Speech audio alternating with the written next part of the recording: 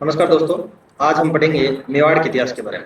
मेवाड़ के इतिहास के बारे में आप मेरी 1 मिनट तक बात सुनिए ध्यान से, और किस प्रकार से पढ़ना है मैं आपको बताऊंगा। मैंने जिस प्रकार से पढ़ा और जिस प्रकार आरडीसी में चयन लिया, ग्रेड 3 में चयन लिया और सेकंड ग्रेड में चयन लिया, वही रणनीति मैं आपको बताऊंगा। उसी तरीके से पढ़ना मैं आपको बताऊंगा। देखिए, सबसे पहले जो भी टॉपिक पढ़े उसके बारे में क्या पूछा जाता है हमें एग्जाम और पॉइंट ऑफ व्यू से पता होना चाहिए। हमें मेवाड़ के इतिहास को पढ़ते समय उसके संस्थापक के बारे में पता होना चाहिए। किस शाखा का कौन सा संस्थापक था, समकालीन शासक कौन कौन से थे, किस राजा ने कौन सी राजधानी बनाई थी, किस राजा ने कौन सा युद्ध लड़ा था, किस राजा ने महत्वपूर्ण ग्रंथ लिखे थे, किस राजा के समय संधि प्रस्तावकों का आगमन हुआ था, किस राजा के समय अलग अलग आक्रमणकारियों ने आक्रमण किया था, और उनका क्रम में हमें पूछा जाता है। मैं आपको स्लाइड के जरिए बहुत ही बढ़िया तरीके से बताने की कोशिश करूंगा। मेन पॉइंट हम पढ़ेंगे, टू द पॉइंट पढ़ेंगे, और शॉर्ट नोट्स होंगे, आप देख सकते हैं हमारी स्क्रीन पर। सबसे पहले हम मेवाड़ राजवंश की बात करते हैं। मेवाड़ राजवंश राजस्थान में आता है, और राजस्थान के जो जिले हैं उदयपुर, चित्तौड़गढ़, राजसमंद, भीलवाड़ा और सलूम्बर। सलूम्बर अभी नया जिला बना है, ये भी मेवाड़ का ही एक हिस्सा है। और इन जिलों में जो राजवंश राज करता था उसको मेवाड़ कहा गया। मेवाड़ के बारे में कहा जाता है कि सबसे प्राचीन रियासत थी। मेवाड़ सबसे प्राचीन रियासत थी, और इसके प्राचीन नामों के बारे में बताया जाता है कि इसे मेद पाट व प्रागवाट कहा जाता था। इस स्लाइड में 4 प्रश्न है, चारों प्रश्न आपको पता होना चाहिए। मेवाड़ रियासत सबसे प्राचीन रियासत थी। मेवाड़ रियासत का प्राचीन नाम मेदपाट व प्रागवाट था। वर्तमान में यह जो उदयपुर जिला है वो मुख्य रूप से इसका केंद्र माना जाता है, लेकिन उसके आसपास जो जिले हैं उदयपुर, चित्तौड़गढ़, राजसमंद, भीलवाड़ा और सलूम्बर, ये भी इसके अंदर आते हैं। आगे चलते हैं। मेवाड़ रियासत में किस राजवंश का राज था ये भी हमें पता होना चाहिए। गुहिल का था, और जैसे रतन सिंह की डेथ होती है उसके बाद सिसोदिया शासक आते हैं, जो सिसोदिया वंश बन गया था उसके बाद गुहिल के बाद। कहते हैं भी ये राजवंश जो है वो विश्व का सबसे लंबा राजवंश था। सबसे लंबा किसके हिसाब से? समय के हिसाब से और वंश के हिसाब से, यानी कि जो इसकी पीढ़ियां थी उसके हिसाब से, पीढ़ी के हिसाब से, समय के हिसाब से और पीढ़ी के हिसाब से ये सबसे लंबा वंश माना जाता है। इसकी 2 शाखाएं थी। पहली शाखा को रावल जो राजा थे उनको रावल रतन सिंह हो गया, रावल जेतर सिंह हो गया, ये सभी राजा, रावल समर सिंह हो गए, ये राजा आते हैं। राणा और महाराणा में महाराणा सांगा है, महाराणा प्रताप है, महाराणा कुंभा है, ये सभी आते हैं। हमें 2 प्रश्न पूछने हैं, बहुत बार परीक्षाओं में पूछे गए और व्यक्ति कंफ्यूजन हो जाता है, जो विद्यार्थी होता है वो। कुल देवी, मेवाड़ की कुल देवी कौन सी थी? तो बाण माता है, याद रखना है, मेवाड़ की कुल देवी बाण माता है। और आराध्य देवी पूछा जाता है तो हम कहेंगे बीरबड़ी माता है, आराध्य देवी बीरबड़ी माता। हमने अब तक पढ़ लिया है कि जो मेवाड़ है वो सबसे प्राचीन रियासत है। मेदपाट प्रागवाट इसका प्राचीन नाम है, उदयपुर में इसका मुख्य केंद्र है। उसके बाद गुहिल और सिसोदिया 2 इसके ऊपर यहाँ पे राज करते हैं। वंश करने वाले जो वंश है वो राज करने वाले 2 हैं, गुहिल और सिसोदिया। उसके बाद विश्व का सबसे लंबा इतिहास है, शाखा इसकी 2 है, पहली रावल है, दूसरी राणा या महाराणा। कुल देवी का पूछा जाता है तो हम कहेंगे बाण माता। आराध्य देवी का पूछा जाता है मेवाड़ की तो हम कहेंगे बीरबड़ी माता। बीरबड़ी माता क्या कहेंगे? बीरबड़ी माता। अब हम तीसरी स्लाइड। मेवाड़ के कुल देवता के बारे में पूछा जाता है तो हम बताएंगे एकलिंग जी। एकलिंग जी यहाँ के मेवाड़ के कुल देवता थे। बप्पा रावल के बाद से सभी राजा एकलिंग जी को मानने लगे और उनको मुख्य रूप से इनका कुल देवता माना जाता है। संस्थापक का पूछा जाता है तो हम गुहिलादित्य बताएंगे। ये कम से कम 10 बार प्रश्न पूछा जा चुका है कि मेवाड़ राजवंश के संस्थापक कौन थे, तो गुहिलादित्य थे। हम आगे भी इसकी बात करेंगे।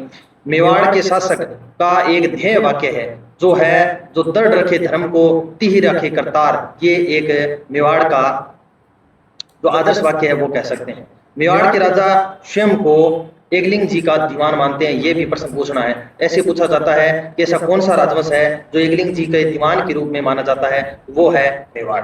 ये खुद को हिंदुआ सूरज कहते थे। हिंदुआ सूरज, ये थोड़ी स्लाइड आगे पीछे होगी, हिंदुआ सूरज भी कहते हैं। मेवाड़ के राजा खुद को हिंदुआ सूरज कहते हैं।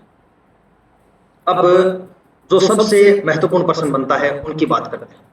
नागदा को राजधानी बनाने वाला, देखिए मैंने बताया था आपको, ये राजधानियों के संबंधित प्रश्न है, वो बहुत बार पूछा जा चुका है। क्या है? बहुत बार है पूछा जा चुका है। नागदा जो है उसको राजधानी बनाने वाला बप्पा रावल था। सबसे पहले बप्पा रावल ही नागदा को राजधानी बनाता है। आहड़ ऐसे अल्लट राजधानी बनाता है। चित्तौड़ में जो राजधानी है वो जेतर सिंह बनाता है। चित्तौड़ को राजधानी कौन बनाता है? जेतर सिंह बनाता है। क्योंकि इसके समय इल्तुतमिश आता है और वो आड़ को तहस नहस करके चला जाता है। उसके बाद चित्तौड़ को राजधानी बनाता है जेतर सिंह। हम याद रखते हैं, इसमें तय आ रहा है, इसमें त्रा आ रहा है, तो जेतर सिंह ने चित्तौड़ को राजधानी बनाया। कुंभा ने कुंभलगढ़ को राजधानी बनाया, उदय सिंह ने उदयपुर को राजधानी बनाया और महाराणा प्रताप ने चावंड को बनाया था। जब 18 जून 1576 को महाराणा प्रताप और अकबर की सेना के मध्य युद्ध होता है, उसके बाद जो युद्ध में पराजय कह सकते हैं या अनिर्णायक युद्ध कह सकते हैं, उसके बाद जो महाराणा प्रताप है वो राजधानी बनाते हैं, वो चावंड को बनाते हैं। चावंड भी कहते हैं, चावड़ भी कहते हैं, चावंड है, ये याद रखना है। आगे चलते हैं, गुहिल वंश की शाखाओं के बारे में चर्चा करते हैं। गुहिल वंश की शाखाओं से संबंधित बहुत बार प्रश्न पूछे जाते हैं। मैंने तीनों शाखाओं को एक साथ बता दिया है। मुहणोत नैणसी ने इनकी 24 शाखाएं बताई है, कर्नल टोड ने भी 24 बताई है, लेकिन कविराज श्यामलदास जो अलग बताई उसको हमेशा याद रखना चाहिए। कविराज श्यामलदास, कविराज कहते हैं भी ये 36 शाखाएं थी इनकी।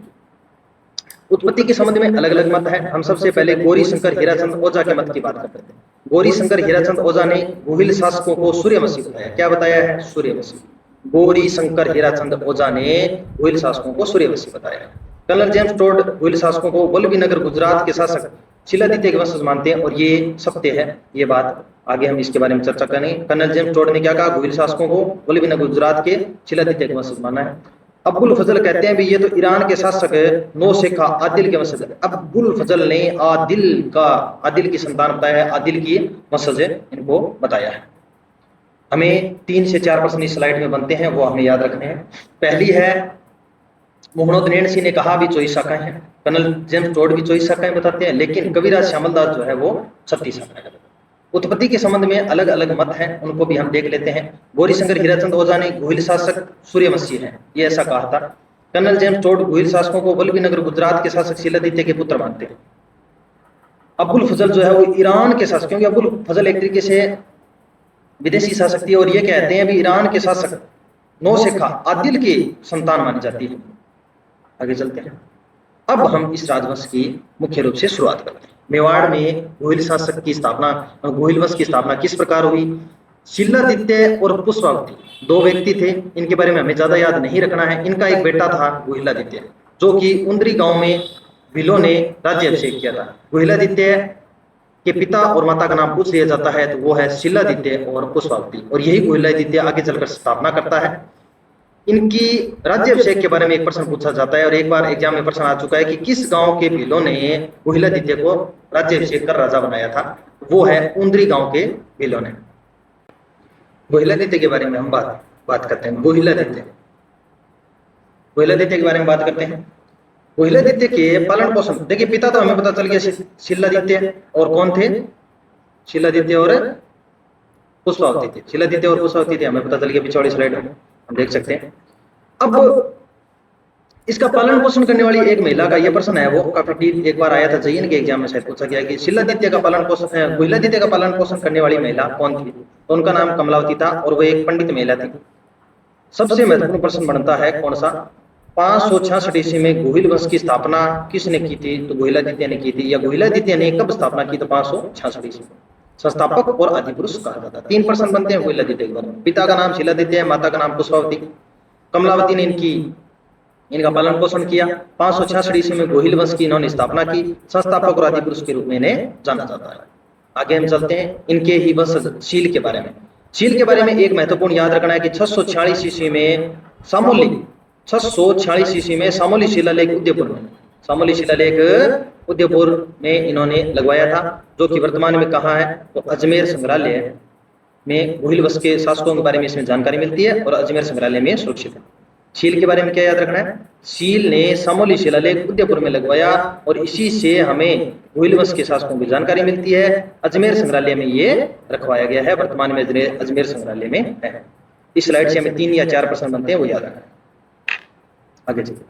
आगे एक वंशज आता है अपराजित। क्या नाम है? अपराजित के बारे में बात करते हैं। अपराजित के बारे में जानकारी इनके ही अभिलेख अपराजित शिलालेख से मिलती है। अपराजित ने विष्णु मंदिर का निर्माण करवाया था, ये भी हमें याद रखना है। ये कोई खास नहीं है, पर हमें क्या है कि बीच में वंशज आते हैं इसलिए हमें याद रखने पड़ते हैं। 4 नंबर, ये सबसे महत्वपूर्ण क्या है? वेरी इंपॉर्टेंट राजा, सबसे महत्वपूर्ण राजा बप्पा रावल। शुरुआती राजाओं में सबसे पहला, रावल शाखा के राजाओं में बप्पा राहुल 734 से 753 दो बार प्रश्न पूछा जा चुका है। मैं आपको एग्जाम का मेरे एग्जैक्ट पता नहीं है, लेकिन दो बार प्रश्न आ चुका है, मैंने देखा था आज ये स्लाइड बनाने से पहले। दो बार प्रश्न पूछा जा चुका है कि 734 से 753 ईस्वी तक शासनकाल है वो बप्पा राहुल का रहा। ये शुरू में क्या करते थे, नागेंद्र नाम का एक गांव था, वहां पे हरित ऋषि की गाय चराया करते थे। गाय चराने जाते थे, क्या करने जाते थे, चराने जाते थे। और इनसे हरित ऋषि बहुत ज्यादा प्रभावित थे, और हरित ऋषि के आशीर्वाद से ही इन्होंने क्या किया, 734 ईस्वी में मानमोरी नाम के राजा से चित्तौड़गढ़ दुर्ग जीता था। इनके बारे में आगे हम बात और ज्यादा करेंगे। इनके बारे में दो प्रशस्तियों से पता चलता है। कुंभलगढ़ प्रशस्ति, जिसमें 1460 ईस्वी में बप्पा राहुल को विप्रवशीय ब्राह्मण कहा गया। याद रखना है, अलग अलग प्रश्न बनते हैं, इंपॉर्टेंट प्रश्न है जो आज तक नहीं आए हैं, उनको दोनों को बता रहा हूं मैं। और रणकपुर प्रशस्ति में 1439 ईस्वी बप्पा राहुल व कालभोज दोनों को अलग अलग बताया गया। ये प्रश्न आ चुका है। ऐसी कौन सी प्रशस्ति है जिसमें बप्पा राहुल व कालभोज दोनों को अलग अलग व्यक्ति बताया गया है? वो है रणकपुर प्रशस्ति। रणकपुर प्रशस्ति हमें याद रखना है। दो प्रशस्तियों के बारे में चर्चा। ऐसी कौन सी प्रशस्ति है जिसमें कहा गया है कि कुंभा जो है वो विप्रवशीय ब्राह्मण है? कौन से विप्रवशीय ब्राह्मण है? तो वो कुंभलगढ़ प्रशस्ति। रणकपुर प्रशस्ति में कुंभा और कुंभलगढ़ प्रशस्ति में विप्रवशीय ब्राह्मण बताया गया, और रणकपुर प्रशस्ति में बप्पा राहुल व कालभोज दोनों को अलग अलग बताया गया है। ये हमें याद रखना है। डॉक्टर ओझा, देखिए जानकारी इसके बारे में हमें पता होना चाहिए। ये जो आगे जो सारी की सारी बातें हमें पता होनी चाहिए। डॉक्टर GH ओझा। GH ओझा का मतलब क्या है भाई? हीराचंद गौरीशंकर ओझा। गौरीशंकर हीराचंद ओझा। जी का मतलब गौरीशंकर, H का मतलब हीराचंद ओझा। बप्पा राहुल का मूल नाम कालभोज बताते हैं। क्या बताते हैं? कालभोज बताते हैं। हमें याद रखना है, बप्पा राहुल का मूल नाम किस व्यक्ति ने कालभोज बताया था, तो उनका नाम है गौरीशंकर हीराचंद ओझा। इनके गुरु के बारे में पूछा जाता है तो हमें बताना है हरित ऋषि। इन्हीं के आशीर्वाद से इन्होंने मानमोरी को हराया था, या चित्रांग मौर्य को हराया था। हरित ऋषि के आशीर्वाद से बप्पा राहुल ने 734 ईस्वी में मानमोरे या मानमोरी कहते हैं, इसे मानमोरी भी कहते हैं, मानमोरी राजा को, मानमोरी आगे दिया भी है, को पराजित कर चित्तौड़ पर अधिकार किया था। हरित ऋषि के आशीर्वाद से बप्पा राहुल ने 734 ईस्वी में मानमोरे या मोरी या मानमोरी को हराया था। इन्हें चित्रांग मौर्य भी कहते हैं। क्या कहते हैं? चित्रांग मौर्य। चित्रांग मौर्य इस राजा को हराया था। और आगे चलकर इन्होंने राजधानी बनाया था नागदा। नागदा का प्राचीन नाम नागेंद्र था, याद रखना। और यहीं पर ये गाय चराया करते थे। उदयपुर में ही अपनी राजधानी बनाते हैं। ये प्रश्न आ चुका है कि किसको राजधानी बनाया था, तो इसलिए इंपॉर्टेंट प्रश्न बन जाता है। बप्पा राहुल को गोहिल वंश का वास्तविक संस्थापक माना जाता है। संस्थापक माना जाता है गोहिलादित्य को। किसको? गोहिलादित्य को। गोहिलादित्य को। जबकि वास्तविक संस्थापक पूछा जाता है तो हम बताएंगे बप्पा राहुल। वास्तविक संस्थापक कौन हो जाएगा? बप्पा राहुल। उपाधि भी आ चुका है, चकवे और हिंदवा सूरज और राजगुरु। ये तीन उपाधि इनकी याद रखनी है। लेकिन महत्वपूर्ण कौन सी है? चकवे। चकवे उपाधि ये प्रश्न पूछा जा चुका है, ये भी अच्छा प्रश्न है। चकवे की जो उपाधि है वो किस व्यक्ति या किस राजा को मिली है, तो वो है बप्पा राहुल। बप्पा राहुल ने गजनी के शासक सलीम को पराजित किया था। इनके समय में पूछा जा सकता है सलीम ने किस राजा के समय में आक्रमण किया था, वो थे बप्पा राहुल, और उनको पराजित भी किया था। इस स्लाइड से हमें 3 से 4 प्रश्न बनते हैं। कालभोज नाम किसने, मूल नाम कालभोज नाम किसने बताया? GH ओझा ने बताया। हरित ऋषि इनके गुरु थे। 734 में मानमोरी को हराया। नागदा या नागेंद्र को क्या बनाया था? राजधानी बनाया था। इसी नागेंद्र गांव में हरित ऋषि की गाय चराते थे। गोहिल वंश का वास्तविक संस्थापक कहा जाता है बप्पा राहुल को। और बप्पा राहुल की जो उपाधि है वो चकवे, हिंदवा सूरज और राजगुरु है। बप्पा राहुल ने गजनी के शासक सलीम को पराजित किया था। बप्पा राहुल के बारे में अन्य बप्पा राहुल का very very important person, very very important person है कि सर्वप्रथम 115 ग्रेन के सोने के सिक्के चलाने वाला शासक कौन था? वो थे बप्पा राहुल। कौन थे भाई? बप्पा राहुल। बप्पा राहुल ने एकलिंग जी के मंदिर का निर्माण करवाया जो कि कैलाशपुरी उदयपुर में है। बप्पा राहुल ने ही सहस्त्र बाहु जिसे सास बहू का मंदिर कहते हैं, ये अपने नीचे दिया हुआ है, सहस्त्र बाहु जिसे सास बहू का मंदिर भी कहते हैं, का निर्माण नागदा उदयपुर में करवाया। ये मंदिर जो है वो भगवान विष्णु को समर्पित, ये मंदिर जो अपने दिया हुआ है वो भगवान विष्णु को समर्पित है। क्या क्या याद रखना हो गया? बप्पा राहुल ने 115 ग्रेन के सोने का सिक्का चलाया। बप्पा राहुल ने ही एकलिंग जी के मंदिर का निर्माण कैलाशपुरी उदयपुर में करवाया। बप्पा राहुल ने सहस्त्र बाहु मंदिर का निर्माण कराया जिसे वर्तमान में सास बहू मंदिर की भी कहा जाता है, जो नागदा उदयपुर में स्थित है। और ये मंदिर जो है वो भगवान विष्णु को समर्पित है। बप्पा रावल की समाधि के बारे में पूछा जाता है तो इनकी ही राजधानी नागदा में इनकी समाधि बनी हुई है। सीवी वेद्य ने बप्पा रावल की तुलना चार्ल्स मोल्टन से की। ये भी अच्छा प्रश्न है, हमें याद रखना है कि सीवी वेद्य ने बप्पा रावल की तुलना किससे की है? वो की है चार्ल्स मोल्टन से। इस स्लाइड से 3 से 4 प्रश्न बनते हैं और बप्पा रावल से संबंधित ये बहुत ही महत्वपूर्ण क्वेश्चन है, याद रखना है।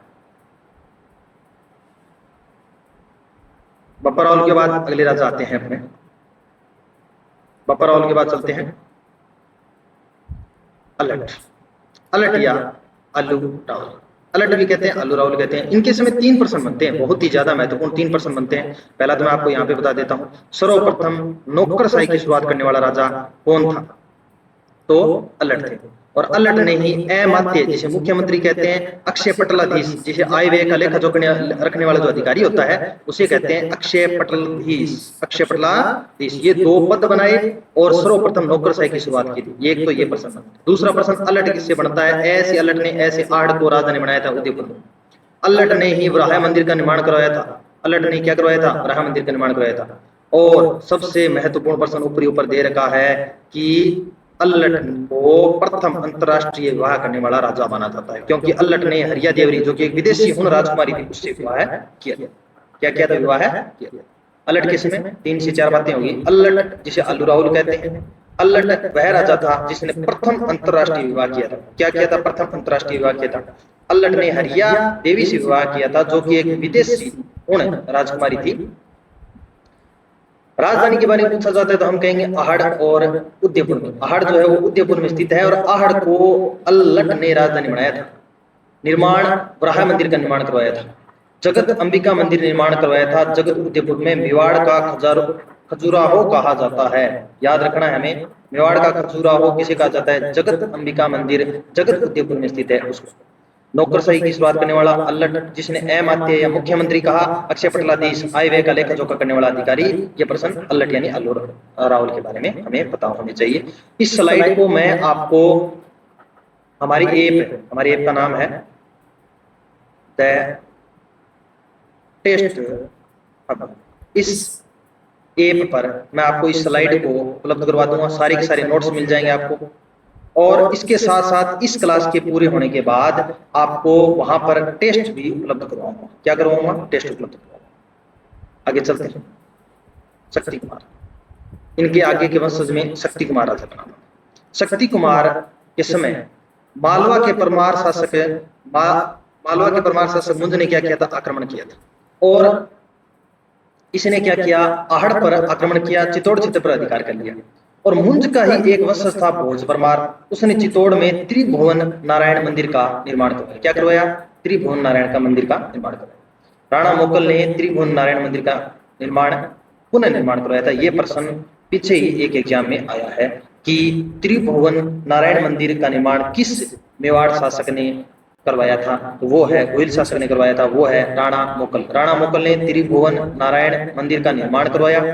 निर्माण नहीं करवाया है, याद रखना है, पुनः निर्माण करवाया है। जबकि निर्माण करवाने वाला शासक कौन है? निर्माण करवाने वाला कौन है? भोज परमार।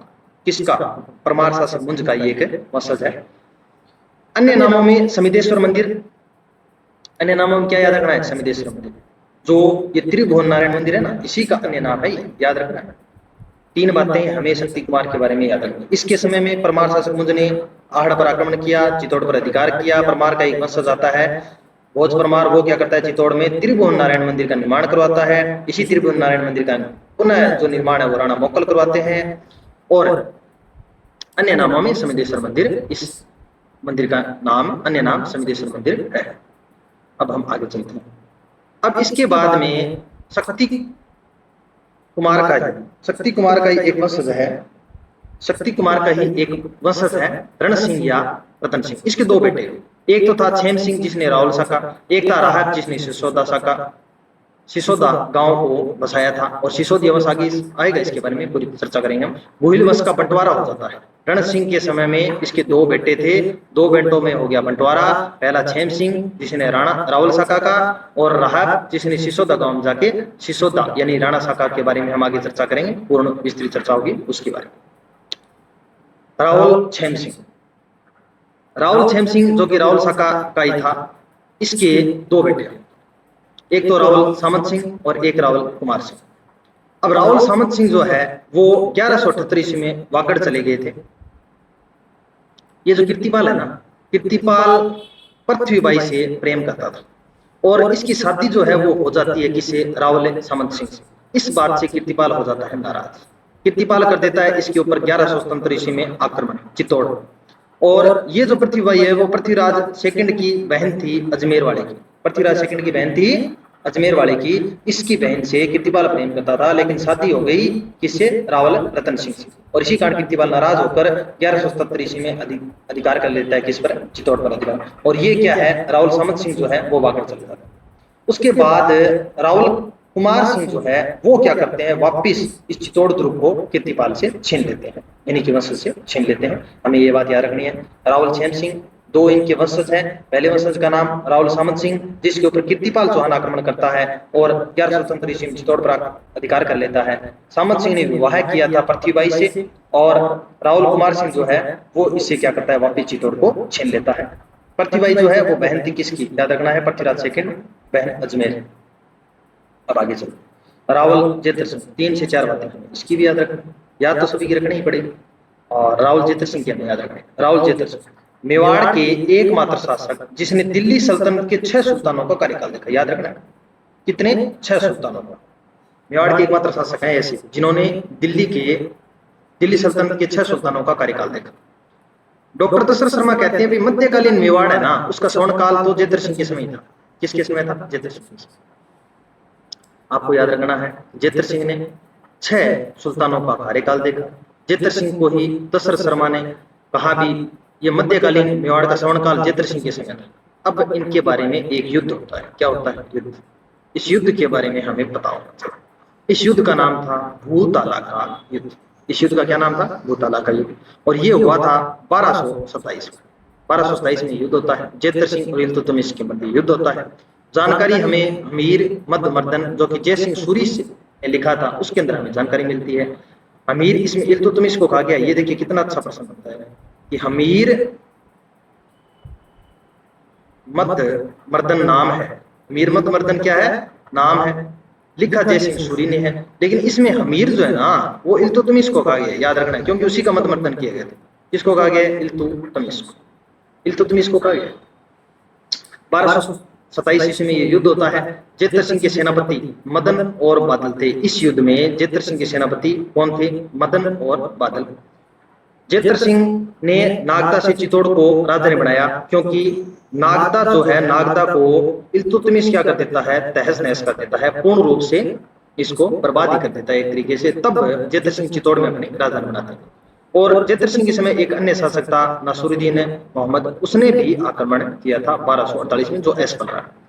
जेतर सिंह के बारे में क्या क्या बात याद रखनी है हमें, 6 सुल्तानों का कार्यकाल देखें। स्वर्णकाल, मध्यकाल, जो मध्यकालीन मेवाड़ था उसका स्वर्णकाल माना जाता है। भूताला का युद्ध किया, कौन सा, भूताला का युद्ध करता है। 1227 ईस्वी में युद्ध होता है। जेतर सिंह नागदा को क्या, चित्तौड़ को क्या करता है, राजधानी बनाता है, नागदा से स्थानांतरित करता है एक तरीके से। क्या करता है, स्थानांतरित करता है, चित्तौड़ से नागदा स्थानांतरित करता है। और एक प्रश्न, ये जो इंपॉर्टेंट प्रश्न है आपको बता रहा हूँ, हमीर मदमर्दन ग्रंथ जो है वो लिखा किसने था, जय सिंह सूरी ने। और इसमें हमीर जो है वो इल्तुतमिश को कहा गया है। और इसके समय एक अन्य शासक नासिरुद्दीन मोहम्मद ने भी आक्रमण किया था, कब, 1248 में। रावल तेज सिंह, रावल तेज सिंह के बारे में हम बात करते हैं। रावल तेज सिंह जो है उनको एक उपाधि मिली थी, परम बटारक महाराजाधिराज परमेश्वर। रावल तेज सिंह को क्या उपाधि मिली, परम बटारक महाराजाधिराज परमेश्वर की। 1260 ईस्वी में इनके समय ही श्रावक प्रतिक्रमण सूत्र चूर्णी नामक एक ग्रंथ लिखा गया। क्या किया गया, एक ग्रंथ लिखा गया। उस ग्रंथ का नाम है, सभी को पता होना चाहिए, श्रावक प्रतिक्रमण सूत्र चूर्णी। लिखा किसने, कमल चंद्र ने लिखा। किसने लिखा, कमल चंद्र। कमल चंद्र क्या करते हैं, एक ग्रंथ लिखते हैं, उसका नाम है श्रावक प्रतिक्रमण सूत्र, और लिखा गया था 1260 ईस्वी। गयासुद्दीन बलबन नाम के राजा ने रावल तेज सिंह के ऊपर आक्रमण किया, लेकिन वो क्या रहा, ऐसा बन रहा था। इनकी पत्नी जो है वो जैतल दे, और इन्होंने ही श्याम पार्श्व मंदिर का निर्माण करवाया। रावल तेज सिंह के बारे में हमें 2 बात याद रख लेते हैं। एक तो परम बटारक महाराजाधिराज की उपाधि, दूसरा ये जो ग्रंथ है ये बहुत बार चित्रकला में पूछा जाता है कि श्रावक प्रतिक्रमण सूत्र चूर्णी जो ग्रंथ है वो किसके समय का है? तो तेज सिंह के समय का। कब लिखा गया? 1260 में लिखा गया। किसने लिखा? कमल चंद्र ने लिखा था। आगे चलते हैं। रावल समर सिंह, इनके आगे के जो वंशज है वो रावल समर सिंह आते हैं। रावल समर सिंह के पहले मैं आपको बता देता हूँ दो पुत्र। एक तो कुंभकर्ण जो है वो नेपाल में चला जाता है, वहां पे जाकर स्थापना करता है, और एक आ गया एक रतन सिंह, जो सबने सुनी रखा है 1303 ईस्वी में जो अलाउद्दीन खिलजी के साथ युद्ध होता है उसमें रतन सिंह मारे जाते हैं। उस राजा की बात हो रही जो मेवाड़ में रही, कुंभकर्ण नेपाल चले जाता है। रावल समर सिंह की जो उपाधि है वो है त्रिलोका। क्या नाम है? त्रिलोका। त्रिलोका हमें याद रखना है। उसके बाद आबू के शिलालेखों में कहा गया है तुर्कों से गुजरात का उद्धार करने वाला राजा। प्रश्न से बनेगा, याद रखना। तुर्कों से गुजरात का उद्धार करने वाला राजा रावल समर सिंह। रावल समर सिंह के समय में दो जैन दरबारी थे। एक का नाम था रतन चंद्र प्रभु सूरी और दूसरा पार्श्व चंद्र। और इन्हीं के कहने पर मेवाड़ में पहली बार जीव हत्या पर रोक लगाई गई थी। बड़ा ही अच्छा प्रश्न बनता है, इंपॉर्टेंट प्रश्न है कि मेवाड़ में पहली बार जीव हत्या पर रोक किसके समय लगाएगी? रावल समर सिंह के। किसके कहने पर लगाएगी? तो जो जैन जो दरबारी थे इसके दो, रतन चंद्र और पार्श्व चंद्र, उनके कहने पर। इनके एक अन्य दरबारी भी थे, दो अन्य दरबारी भी थे, उनका नाम दयाशंकर और भावशंकर। ये प्रश्न एक बार पूछा गया है कि ये किसके दरबारी थे? दयाशंकर और भावशंकर। शिल्पकारों में दो हमें और अन्य नाम याद रखने हैं, पद्म सिंह और करम सिंह। इसकी पीपीटी आपको मिल जाएगी, कोई दिक्कत नहीं है। ये जो पीपीटी है वो आपको द टेस्ट हब पर मिलेगी। मैं आपको बता देता हूँ, द टेस्ट हब पर मिलेगी, फ्री, एकदम फ्री ऑफ कॉस्ट होगी। सभी प्रकार के नोट्स वहां भी आपको फ्री मिलेंगे। शिल्पकार जो है वो पद्म सिंह और करम सिंह। अब इनके समकालीन दो राजा थे, एक तो था जलालुद्दीन खिलजी, एक था अलाउद्दीन खिलजी। दिल्ली सल्तनत से संबंधित जब किसी अपने जो टॉपिक है वो लगता है किसी एग्जाम में, तो हमें ये पूछा जाता है, लगभग समकालीन शासकों का नाम पूछा जाता है। और समकालीन शासकों में समर सिंह के दो समकालीन शासक हैं, पहला है जलालुद्दीन खिलजी, दूसरा है अलाउद्दीन। 3 से 4 बातें होगी। समर सिंह के दो बेटे, कुंभकर्ण नेपाल गया, रतन सिंह मेवाड़ गया। अब इसकी उपाधि त्रिलोका। आबू शिलालेख में तुर्कों से गुजरात को उद्धार करने वाला कहा गया रावल समर सिंह को। जैन दरबारी दो थे, रतन चंद्र और प्रभुसूरी और पार्श्व चंद्र। पहली बार मेवाड़ में जीव हत्या पर रोक लगी। दरबारी जो है वो दयाशंकर और भावशंकर थे। शिल्पकार पद्म सिंह और करम सिंह थे। समकालीन शासक दो थे, हर चीज दो थे, जलालुद्दीन खिलजी और अलाउद्दीन खिलजी, इसके दो जो है वो समकालीन शासक थे।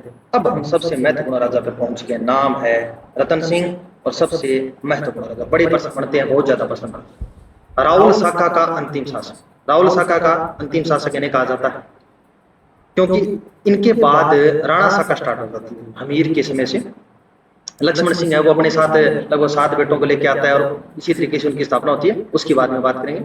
समकालीन अलाउद्दीन खिलजी था, अलाउद्दीन खिलजी के साथ इनका युद्ध होता है, उसकी चर्चा बड़ी विस्तृत तरीके से करेंगे। इनके सेनापति दो थे, एक तो था गोरा, दूसरा बादल। गोरा जो है वो पद्मिनी का चाचा था, और बादल जो है वो पद्मिनी के भाई थे।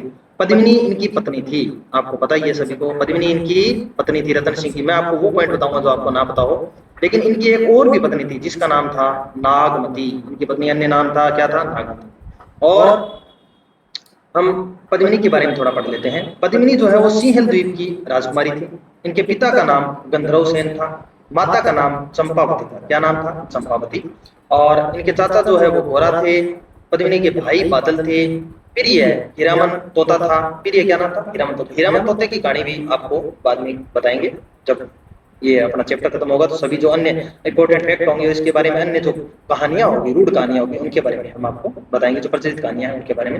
हीरामन तोता है, उसकी एक कहानी है, वो भी हम बाद में बताएंगे। अब भाई जो है इनका बादल है, इंपॉर्टेंट पॉइंट पे चर्चा करना हमारा मुख्य उद्देश्य है, वही हम कर रहे हैं। रावल रतन सिंह। रावल रतन सिंह के बारे में हम, रावल शाखा का अंतिम शासक हो गया। समकालीन अलाउद्दीन खिलजी हो गया। सेनापति दो गोरा और बादल, पत्नी दो नागमती और पद्मिनी, और सिंहल द्वीप की राजकुमारी थी। पिता इनके गंधर्व सेन थे, माता इनकी चंपावती थी, चाचा इनके गोरा थे, और भाई इनके बादल थे। फिर इनका हीरामन तोता था। एक बार क्या हुआ कि जो तांत्रिक है ना राघव, उसने छुपकर पद्मिनी की सुंदरता को देखने का जो साहस किया था, इस कारण इस बात का पता रतन सिंह को चल जाता है, और रतन सिंह क्या करते हैं, तांत्रिक राघव चेतन को वहां से अपमानित कर दरबार से निकाल देते हैं। ये तांत्रिक जो है वो चला जाता है कहाँ? अलाउद्दीन खिलजी के पास, और अलाउद्दीन खिलजी से जाकर कहता है कि भाई जो पद्मिनी है वो इतनी सुंदर है कि आप अंदाजा नहीं लगा सकते। एक तरीके से परी, अपनी भाषा में परी कह सकते हैं, लेकिन आसमान से उतरी हुई, ऐसा कह सकते। उससे भी सुंदर, उसने इतनी ज्यादा तारीफ की थी कि आप सोच भी नहीं सकते। इसी कारण अलाउद्दीन खिलजी जो है वो चित्तौड़ पर आक्रमण करने आता है। उसका एक कारण ये भी है पद्मिनी की सुंदरता। उसके अलावा अन्य कारण क्या थे? एक तो था चित्तौड़ पर आक्रमण किया, उसमें एक तो था साम्राज्यवादी नीति, दूसरा था महत्वाकांक्षी शासक था ये। चित्तौड़ का सामरिक महत्व है वो भी बड़ा ही महत्वपूर्ण है इसके युद्ध करने के लिए। ये दशरथ शर्मा ने कहा था, पॉइंट पूछा गया है इसलिए मैंने लिखा था चित्तौड़ का सामरिक महत्व, इसके कारण आक्रमण के अलाउद्दीन खिलजी ने। ये किसने कहा था? ये मत था दशरथ शर्मा का। चित्तौड़ मालवा और गुजरात के मार्ग में स्थित होने के कारण भी अपना महत्व रखता था, और पद्मिनी की सुंदरता तो महत्वपूर्ण टॉपिक जो उसके लिए था युद्ध करने के लिए। ये 4 से 5 पॉइंट हमें याद रखने चाहिए। अब संघर्ष का उल्लेख, ये जो संघर्ष है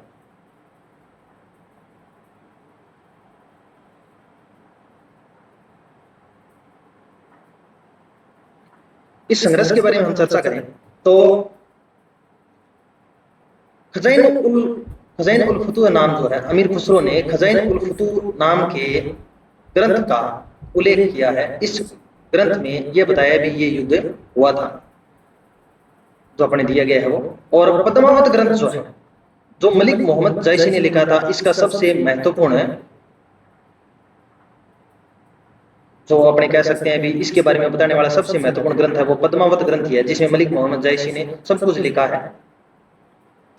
आक्रमण जो है वो 18 जनवरी 1303 को होता है। 8 माह का घेरा लगा था और अधिकार जो है वो 26 अगस्त 1303 ईस्वी को हो जाता है। हमें याद रखना है कि आक्रमण कब हुआ? 28 जनवरी 1303। मैं वही पॉइंट बता रहा हूँ, कहानियों के चक्कर में हमें नहीं उलझना है, हमें सिर्फ याद रखने हैं पॉइंट। और अगर आप इस क्लास को एक रिवाइज क्लास के रूप में देखें, क्या देखें? रिवाइज क्लास के रूप में, तो आपके लिए महत्वपूर्ण होगा। आप जब भी खाना बना रहे हो या जब भी कहीं बस में सफर कर रहे हो तो आप इस क्लास को देखकर 20 से 25 मिनट के अंदर आप क्या कर सकते हैं, जो मेवाड़ का राजवंश है उसको रिवाइज कर पाएंगे। 1.5 से 2 गुना स्पीड में आप चला सकते हैं इसे। आक्रमण जो है वो 28 जनवरी 1303 ईस्वी को हुआ। 8 माह का घेरा था। अधिकार जो है वो 26 अगस्त 1303 ईस्वी को ये कर लेता है। परिणाम, गोरा व बादल शहीद हो जाते हैं। क्या हो जाते हैं? शहीद हो जाते हैं। इसके परिणाम बड़े ही भयानक रहे थे। गोरा व बादल जो है, इसी के परिणाम स्वरूप हमारे चित्तौड़ का पहला साका हमें देखने को मिलता है, और राजस्थान का ये दूसरा साका था। क्या था? राजस्थान का ये दूसरा साका था। पहला जो है वो रणथंभौर का था, जहां पे 1301 ईस्वी में हुआ था। अमीर जो शासक थे उनके समय हुआ था 1301 ईस्वी में। इसी अलाउद्दीन खिलजी ने वहां पे आक्रमण किया था, वो अलग बात है, हम बाद में बात करेंगे। परिणाम जो है वो गोरा और बादल शहीद हो जाते हैं। केसरिया जो है वो राव रतन सिंह करते हैं। कौन करते हैं? राव रतन सिंह। केसरिया बना पहनते हैं और युद्ध क्षेत्र में अपने प्राण दे देते हैं। उसके बाद उनकी मृत्यु होने के बाद, केसरिया करने के बाद, जौहर है वो पद्मिनी जो महारानी थी उनकी, उन्होंने 1600 महिलाओं के साथ किया था। सबसे बड़ा इतिहास का इसे साका कहा जा सकता है, राज्य का सबसे बड़ा साका इसे साका या जौहर कहा जा सकता है। और चित्तौड़ का पहला साका 1303 ईस्वी में, हमें ऐसा नहीं याद रखना है। एक अन्य प्रसंग भी बनता है, एक बार आया हुआ था, इसलिए मैंने यहाँ पे इंपॉर्टेंट में लिख दिया। गोरा व बादल, गोरा बादल के जो महल है और छतरी जो है वो चित्तौड़गढ़ दुर्ग है। हमें क्या क्या याद रखना है, एक बार मैं फिर थोड़ा बता देता हूँ। रतन सिंह ने तांत्रिक राघव चेतन को अपमानित करते हुए दरबार से निकाल दिया था, और इसी कारण वो क्या करता है, अलाउद्दीन खिलजी से मिलता है, पद्मिनी की सुंदरता के बारे में उसे बहला देता है, बहला फुसला कर रतन सिंह के ऊपर जो आक्रमण करने के लिए उसे प्रेरित करता है। और फिर उसके 2-4 कारण और भी थे। एक सामरिक महत्व था, एक दशरथ शर्मा जो है वो कहते हैं भी सामरिक जो महत्व था चित्तौड़ का वो कारण रहता है। मालवा और गुजरात के मार्ग पर स्थित था ये जो मुख्य कारण है इसके, उसके कारण ये अलाउद्दीन खिलजी रतन सिंह पर आक्रमण करता है। और गोरा व बादल के जो महल है वो अपने बने हुए हैं, ये अपने को बताना चाहिए। गोरा व बादल लड़ते हुए शहीद हो जाते हैं इसमें, और रतन सिंह है वो भी केसरिया कर लेते हैं, पद्मिनी जौहर कर लेती है। ये सब हमें चीजें याद रखना है। और इसके बाद आपको याद रखना है 3-4 पॉइंट और है, मैं आपको बता देता हूं। चलते हैं। चित्तौड़ का नाम बदला था। देखिए अलाउद्दीन खिलजी क्या करता है, अपने बेटे के नाम पर, किसके? अपने बेटे के नाम पर, अपने पुत्र के नाम पर क्या कर देता है, खिजराबाद रख देता है। उसका नाम खिजर खां था। क्या था? खिजर खां था। और उसी के नाम पर क्या कर देता है, इसका नाम खिजराबाद कर देता है। लेकिन हमें इसकी जानकारी कहां से मिलती है? दाइबा पीर की दरगाह जो कि चित्तौड़ में ही बनी हुई है, वहां पे एक अभिलेख लगा हुआ है। क्या लगा हुआ है? अभिलेख लगा हुआ है। और इस अभिलेख के अनुसार चित्तौड़ पर आक्रमण किया था। उसके बाद इसका पुत्र जो है वो खिजर खां, उसको चित्तौड़ का प्रशासन सौंप देता है 1303 से 1313 ईस्वी तक। थोड़े समय तक 1313 से 1320 ईस्वी तक मालदेव सोनग्रा, जिसे मूछला मालदेव भी कहते हैं, क्या कहते हैं? मूछला मालदेव भी कहते हैं, मूछला मालदेव, उन्होंने भी यहाँ पर प्रशासक के रूप में कार्य किया था। किसके रूप में? प्रशासक के रूप में। ये अपनी राहुल शाखा का जो, ये अपनी राहुल जो शाखा है, क्या है, राहुल शाखा, उसका इतिहास जो है वो पूरा होता है। और आप बताइएगा इसमें क्या हमें और संशोधन करना चाहिए। इसकी जो पीडीएफ है मैं आपको हमारे ऐप द टेस्ट, अब जो प्ले स्टोर पर रजिस्टर्ड है उसके ऊपर मैं उपलब्ध करवा दूंगा। साथ ही इसका जो टेस्ट है वो भी मैं वहां पे आपको उपलब्ध करवाऊंगा, अवेलेबल रहेगा। तो हमारी ऐप को जरूर डाउनलोड करें। थैंक यू, धन्यवाद।